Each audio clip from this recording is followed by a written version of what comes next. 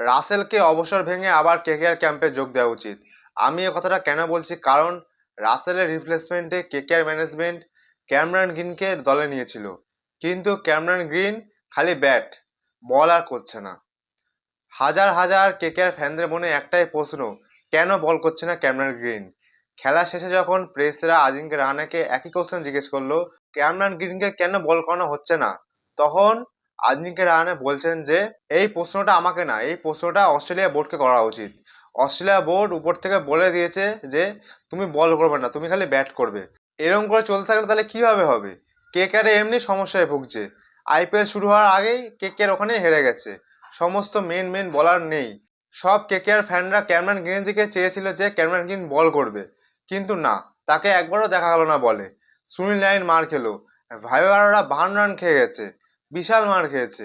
তার কার্তিক তিয়াগি, সে কিন্তু যথেষ্ট ভালো বল করেছিল, প্রথমে একটু মার খেয়েছে কিন্তু শেষের দিকে ভালো কামব্যাক দিয়েছিল, কিন্তু ভাইবাররা তার কামব্যাক দিতে পারেনি, বেদরক মার খেয়েছে। সুনীল নারিন কিন্তু মার খেয়েছিল প্রথম 2 ওভারে, তারপর লাস্টের 3 নম্বর ওভারটাকে তাও ওটা একটা উইকেট নিয়েছে সে। বরুণ চক্রবর্তী বিশাল মার খেয়েছে, আনুকূল রয় 1 ওভার 10 রান খেয়েছিলেন, কিন্তু তাকে তারপর আর বল দেওয়া হয়নি। কেকেআরের ব্যাটিংটা ঠিক আছে, কিন্তু বোলিংটা পুরোপুরি ডাউন। একটা ব্যাটসম্যান তোমাকে ম্যাচ জেতাবে, কিন্তু একটা বলার তোমাকে টুর্নামেন্ট জেতাবে। 2024 সালে ঠিক তেমনটাই হয়েছিল, কেকেআর ব্যাটিংয়েও ভালো ছিল, বোলিংয়েও ভালো ছিল, সেই জন্য আইপিএল জিতেছিল। কিন্তু 2026 সালে কেকেআরের ব্যাটিং ভালো, বোলিংটা কিন্তু পুরোপুরি খারাপ। বোলিংটা ভালো ছিল, কিন্তু সমস্ত চোটের জন্য খারাপ হয়ে গেল। যদি মুস্তাফিজ থাকতো অনেক ভালো হতো, কিন্তু তাকে দেশের কারণে ঝামেলার জন্য তাকে সরিয়ে নেওয়া হলো। হাসিতানা চোট, আকাশদীপ চোট, কি করে হবে? মুজারাবানি, সেও কিন্তু ফিল্ডিং অত ভালো না, আগের দিন যা বুঝলাম, প্রথমে একটা 4 মিস খেয়ে গেছে, বোলিংয়েও মার খাচ্ছে। ক্যামেরন গ্রিন যে ইন্টারন্যাশনাল অলরাউন্ডার, তাকে কিনা বল দেওয়া হচ্ছে না, এরকম করে হয়?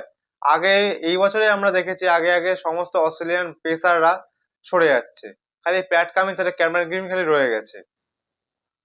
অস্ট্রেলিয়া বোর্ড বলেই দিয়েছে তোমরা আসল জাদু দেখিও না এখানে, তোমাদের সামনে অনেক বড় বড় ম্যাচ আছে টেস্ট চ্যাম্পিয়নশিপে, সেখানে তোমাদের খেলতে হবে।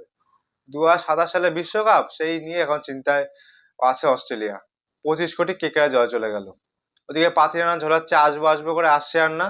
এখানে কেকেআরের ক্যামেরন গ্রিন পুরোপুরি একদম পুরো ঝুলিয়ে দিল।